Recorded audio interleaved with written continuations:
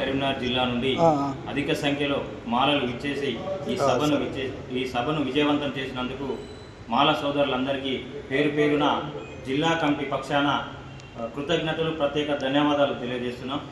ఈ మాలల సింహగర్జన సభ ఏదైతే మాలలపై దుష్ప్రచారం చేస్తున్నారో వారికి మరియు మాలలు తక్కువ ఉన్నారనే ప్రచారాన్ని చేస్తున్న రాజకీయ పార్టీలకు, వివిధ వర్గాలకు ఈ సభ చెంపపెట్టు లాంటిది.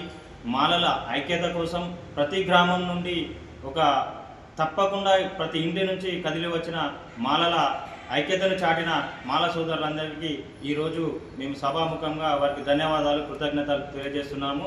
ఏదైతే వర్గీకరణ పేరుతోని మాలలను విచ్ఛిన్నం చేయాలనే రాజకీయ కుట్రలో భాగమే ఈ వర్గీకరణ అనేది తేటతెల్లమైంది.